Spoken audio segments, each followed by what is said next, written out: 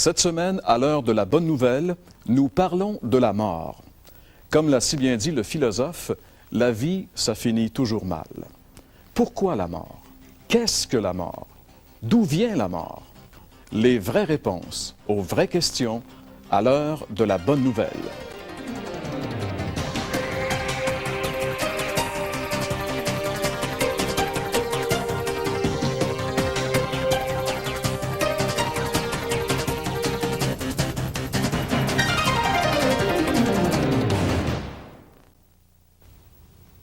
Mesdames, Messieurs, bonjour. Bienvenue à l'heure de la bonne nouvelle. C'est déjà la 35e année que cette émission est présentée comme ça dans les différentes stations commerciales du Québec. Ça a commencé en 1964 et c'est mon ami Gaston qui est à l'origine de cette émission. En effet, oui. Gaston qui sera avec nous aujourd'hui. Il y a François Fréchette, mes collègues, qui sont là également pour débattre avec nous de ces sujets chauds que nous allons aborder au cours de la présente série.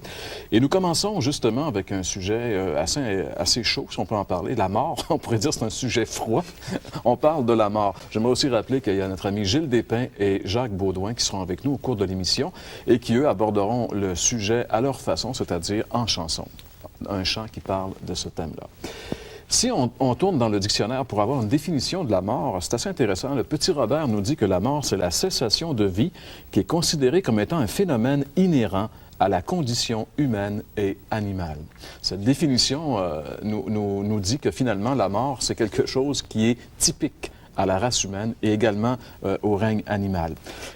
Mais quand j'ai réfléchi un peu sur ce sujet, j'ai pensé aux aspects qui sont effrayants de la mort. Parce qu'il y a quand même quelque chose, juste à prononcer le mot mort, il y a quelque chose d'effrayant dans ce mot-là. Et j'ai sorti quelques aspects. Par exemple, ce qui fait que la mort, c'est effrayant, il y a d'abord un aspect qu'on pourrait appeler l'aspect définitif. Dans tous les autres aspects de nos relations, il y a toujours possibilité de raccrocher. Par exemple, un de nos voisins va déménager, ou un de nos amis ou de nos parents va déménager à l'extérieur. On est comme privé de sa présence, de notre relation avec lui, mais on sait qu'il existe quelque part. On sait on peut toujours raccrocher, lui écrire, lui téléphoner. On sait qu'il est... contact, en fait. Exactement. Le contact est là, possible. La même chose en cas de maladie, par exemple. Si une personne que nous aimons bien est malade, elle doit séjourner à l'hôpital une semaine, deux, même quelques mois. Ben, elle n'est plus dans notre entourage immédiat, mais on sait qu'elle existe quelque part. On peut toujours avoir contact, la visiter. Même chose en cas de chicane. Il arrive souvent dans nos relations qu'il y a des bris de relations à cause de chicanes, de heurts, etc.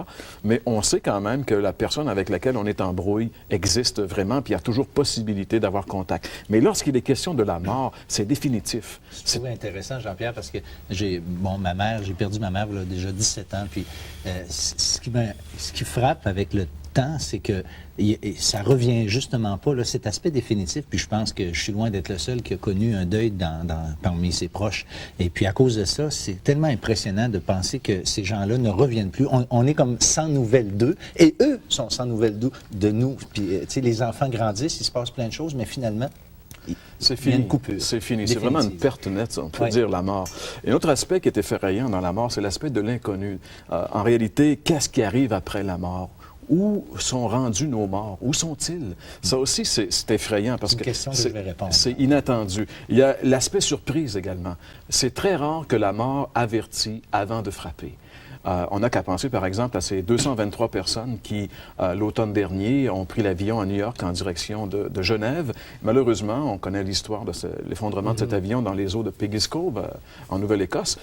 Aucune de ces 223 personnes n'est montée à bord en disant « ben moi, je vais mourir ». C'était pas dans leur projet. C'était pas dans les plans. C'est l'effet surprise. La mort surprend les individus. Oui, puis les jeunes, aussi bien comme les plus âgés, des gens avec toutes sortes d'arrière-plans qui étaient à bord, ils ont tous une même sorte comme ça. C'est ça. Et ça touche d'autres éléments. Le dernier élément que je voulais aborder concernant les aspects particulier de la mort, c'est l'universalité de la mort. La mort ne fait pas d'exception, justement. La mort frappe tous les gens. Billy Graham, l'évangéliste américain, disait que la mort, c'est la plus démocratique de toutes les expériences. Présentement... C'est la seule justice. C'est une façon de dire la même chose. C'est ça. Présentement, sur la Terre, il y a 6 milliards d'habitants, 6 milliards de personnes qui vivent sur notre planète. Et peut-être pour se donner une idée de l'ampleur de la mort, dans l'année qui va s'écouler, l'année qu'on a commencé, 1999, il y a plus de 100 millions de personnes qui vont mourir, qui vont quitter la Terre. Ça veut dire au moins 3 fois la population canadienne et 15 fois la population du Québec. C'est énorme, les gens qui vont mourir cette année. Au cours de la dernière journée, il est mort 274 000 personnes. Au cours de notre émission, qui dure à peine 30 minutes, eh bien, il y a 5 700 personnes qui vont mourir. À toutes les secondes qui passent, il y a 3 personnes qui meurent. Dans ce sens-là, la mort, c'est vraiment une des plus grandes questions de l'homme. D'où vient-elle? Qu'arrive-t-il après? Pourquoi la mort? Eh bien, la Bible répond à toutes ces questions. Et nous allons découvrir ensemble ces réponses dans un instant. Beaucoup de personnes ont spéculé sur la mort, les philosophes ont philosophé sur la mort, mais seule la Bible peut nous donner des réponses certaines. Et c'est justement vers ce livre que nous voulons maintenant nous tourner pour avoir ces réponses certaines. François. Oui, c'est ça, Jean-Pierre, c'est que la Bible donne ces réponses-là, mais elle admet aussi l'inquiétude, le drame qui se joue dans les cœurs, dans les âmes des personnes. Parce qu'il y a un verset qui m'intéresse beaucoup dans l'Ancien Testament qui dit simplement que Dieu a mis dans le cœur de l'homme la pensée de l'éternité. Et c'est ça qui explique justement les différentes philosophies, religions même du monde qui pullulent parce qu'il y a une réponse qui est recherchée et cette réponse-là, elle est dans la Bible, mais la Bible reconnaît le problème et elle répond aussi à ces questions-là. Est-ce que tu peux dire, François, que, en fait, peu importe les gens puis leur culture, les gens savent qu'il y a un après cette vie, après la mort? C'est exactement ce que dit le verset. Là. Peu importe la culture, d'où on vient, le contexte religieux, social, il y a cette idée qui est inhérente à l'être humain. Et la Bible, non seulement donne une réponse, mais donne la réponse. La Bible, elle n'émet pas une opinion comme souvent nous on fait. Bon, ben moi je pense ci, je pense ça. La Bible ne fait pas ça. La Bible parle avec une autorité, comme d'ailleurs quand le Christ était sur la terre, on le voit qu'il parlait avec une autorité au point que les gens étaient bouleversés, renversés. Et lorsque ceux qui n'ont jamais lu la Bible n'ont pas expérimenté cette autorité-là qui se manifeste d'une façon tellement évidente.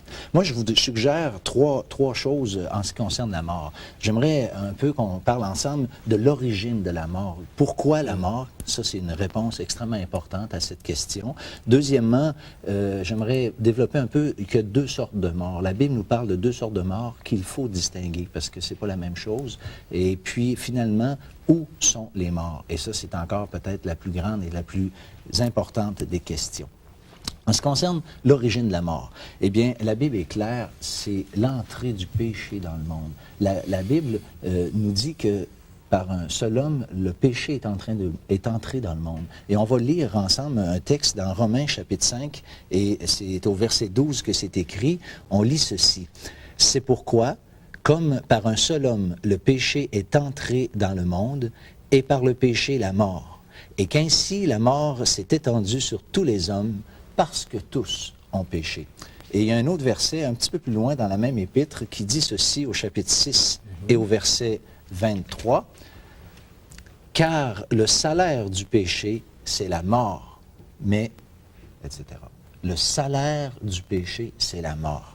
Donc, la mort, elle est causée par le péché. Mais ce n'est pas l'idée que quelqu'un a péché, puis là, on meurt. Si on meurt, ce n'est pas parce qu'on a fait un péché ou commis un péché. L'idée, c'est d'une façon générale que la Bible ici s'exprime de cette façon-là. C'est parce qu'on est une race de pécheurs et que finalement, associé à la race de pécheurs, il y a la mort, c'est pour ça. C'est ça. Le péché, la mort, bon, j'allais dire, ça couche dans le même lit, c'est vraiment ensemble. On ne peut pas séparer ça. Maintenant, là, c'est important, il y a 2 sortes de morts. Il y a... dans la Genèse, chapitre 2, verset 17, on va lire aussi, c'est un verset quand même, parce que quand on parle de ce que la Bible dit, c'est à la base de ce qu'on dit. Nous, on ne prétend pas à une opinion.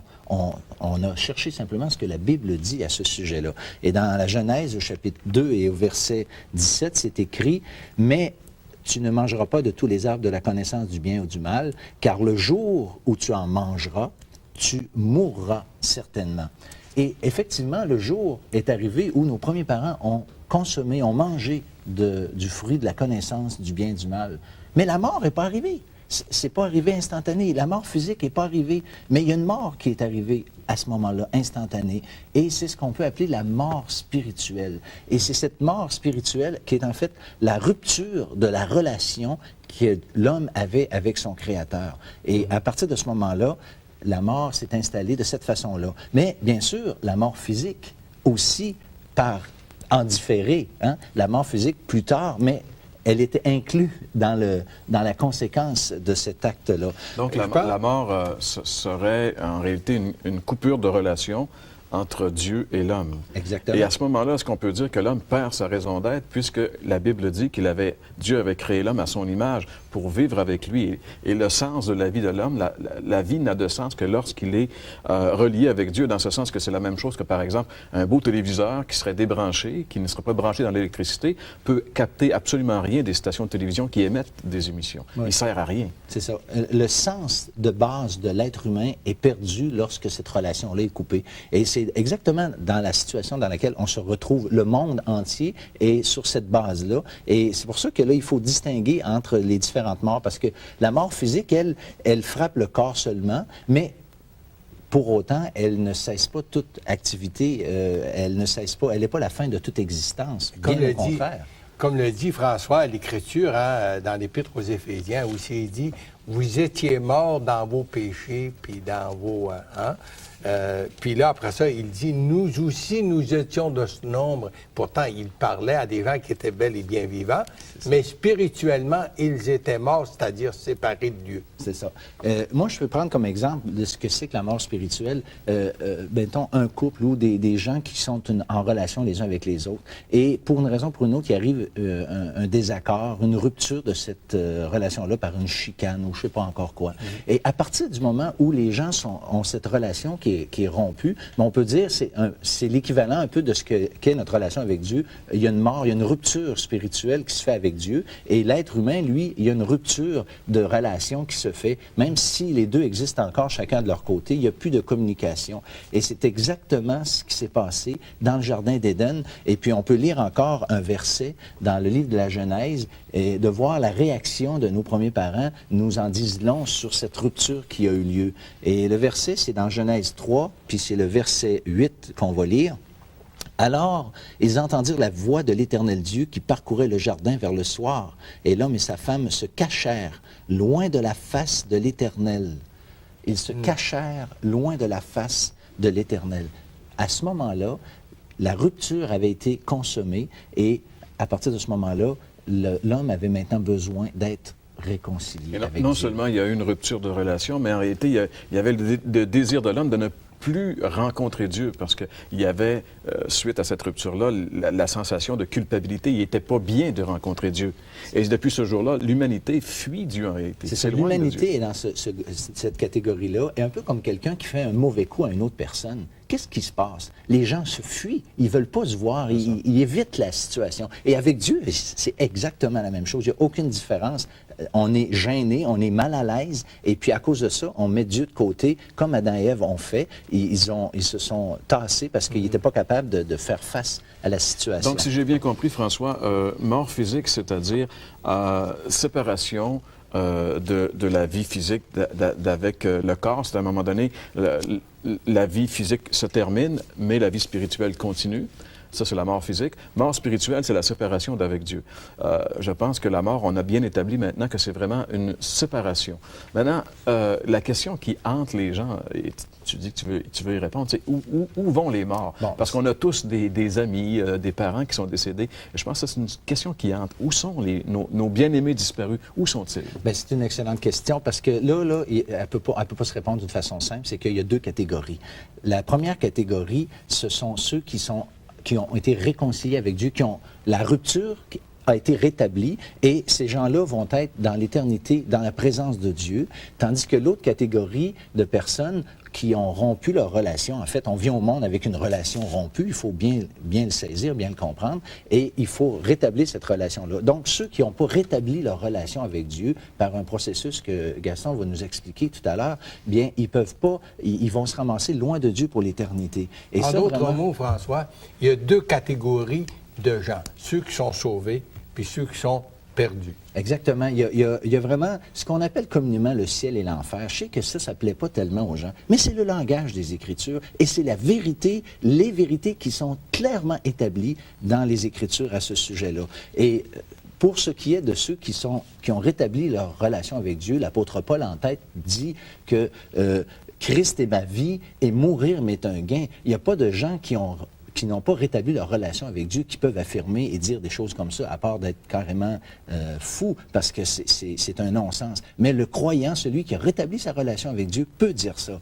Tandis qu'à l'opposé, ceux qui ont rejeté ou qui n'ont jamais rétabli leur relation avec Dieu, eh bien là, ce que la Bible appelle, ce qu'on appelle communément l'enfer, eh bien ça, c'est pas une notion inventée par la religion. La Bible parle plus du ciel, de l'enfer, pardon, qu'elle ne parle du ciel. C'est vrai. Le temps étant presque terminé, François, ça va être très terriblement rapidement.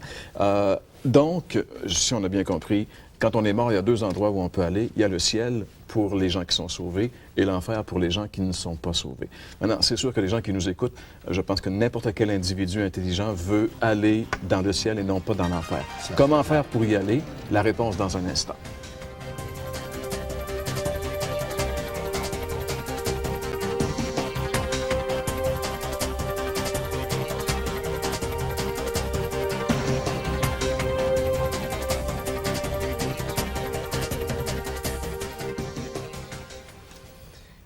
Et bien sûr, il faut se tourner vers la parole de Dieu pour la réponse justement à la mort. C'est justement quelque chose qui hante la plupart des gens, comme on l'a déjà entendu. La mort ne commence pas avec la création, elle commence avec l'homme. La Bible confirme ce que notre conscience nous rappelle constamment. Il est réservé à l'homme de mourir une seule fois, mais après vient le jugement. Ce n'est pas la mort que l'homme redoute, mais ce qui vient après la mort, le jugement. La Bible nous dit que le péché, c'est l'aiguillon de la mort. Mais voici la bonne nouvelle. Jésus, le Fils de Dieu, a pris à son compte mon péché, le vôtre. Prenant ainsi mon péché et le vôtre, ce jugement qui devait m'atteindre, Jésus-Christ l'a subi pour moi, pour vous. C'est pourquoi la parole de Dieu nous déclare « Il n'y a maintenant aucune condamnation pour ceux qui sont en Jésus-Christ. » Mais je veux bien souligner, pour ceux qui sont dans le Seigneur. La mort a été engloutie par la victoire de Jésus-Christ, de telle sorte que la parole de Dieu peut dire « Ô mort, où est ta victoire? Ô mort, où est ton aiguillon? » Jésus de nous dire, et ça c'est une parole bien importante, en Jean chapitre 5, verset 24, en vérité, je vous le dis, celui qui écoute ma parole et qui croit en celui qui m'a envoyé, il a la vie éternelle. Il ne vient point en jugement, il est passé de la mort à la vie. Et c'est bien dit, il a la vie éternelle. Chers amis, seriez-vous prêts à prendre Dieu au mot? Puis accepter ce salut que Dieu vous offre dans la personne de Jésus. Et comme Saint Paul, puis on l'a entendu déjà aujourd'hui, tous ceux qui se confient en Jésus, en l'acceptant comme sauveur, en acceptant son pardon, peuvent dire aussi comme lui, pour moi, vivre, c'est Christ, et mourir m'est un gain. Alors, il continue lui-même en disant, « Je suis pressé des deux côtés. J'ai le désir de m'en aller et être avec Jésus-Christ, ce qui de beaucoup est le meilleur. » Pour celui qui se confie en Jésus, en l'acceptant comme sauveur personnel, sur l'autorité de sa parole, l'Écriture, il peut dire, ou l'Écriture de nous dire qu'il ne goûtera point la mort. Devant la mort, il n'est plus seul, puisque Jésus est avec lui pour cette dernière traversée. C'est comme si Jésus lui dit, « Allons de l'autre bord. » Cher ami, quelle sera votre mort? Il n'est pas question de mourir courageusement, mais de mourir avec la paix du cœur. La paix de savoir que maintenant, vos péchés sont pardonnés, parce qu'ils ont été expiés en croix déjà par le Seigneur Jésus. Et par la foi, vous devez bien sûr accepter ce pardon que Dieu vous offre, accepter Jésus comme votre sauveur personnel. Seriez-vous prêt aujourd'hui à confesser au Seigneur que vous êtes un pécheur, perdu et que vous avez vraiment besoin de lui? Seriez-vous prêt à l'inviter comme sauveur personnel? Il en dépend de vous et de votre choix. Vous pourriez et vous devriez avoir l'assurance de cette vie éternelle. Vous devriez savoir où vous allez en quittant ce monde, peu importe l'heure, mais pour ce faire, vous devez accepter Jésus. Jésus-Christ, c'est lui la réponse à la mort. C'est lui la réponse pour vous, pour nous, aujourd'hui. Pourquoi pas aujourd'hui l'accepter comme votre Sauveur et le Seigneur de votre vie? Qu'il en soit ainsi pour sa gloire.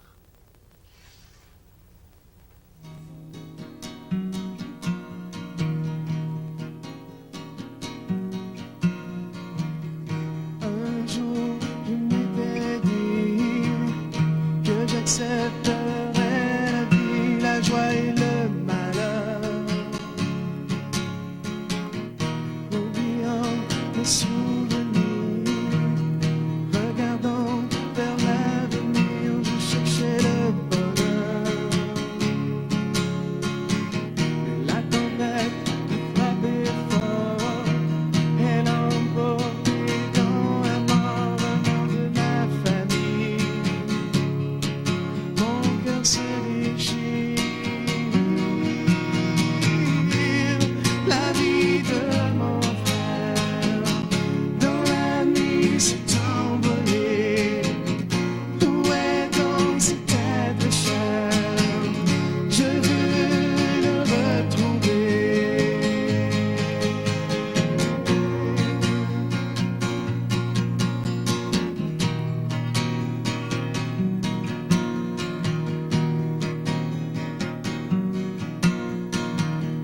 Tous les biens que j'avais acquis, le travail et les amis, je devais être heureux. Mon cœur battait d'émotion, ma tête était remplie de questions. Je cherchais, je voulais connaître les raisons de ce soudain départ et de sa destination. Quelqu'un a-t-il le pouvoir de répondre à mes questions? La vie de mon frère dans la nuit s'est envolée. Où est donc cet être cher? Je veux le retrouver. Pourquoi ce soudain départ? Quelle est sa destination? Quelqu'un a-t-il le pouvoir de répondre à mes questions? La vie de mon frère dans la nuit s'est envolée. Où est donc cet être cher? Je veux le retrouver. Pourquoi et où la mort?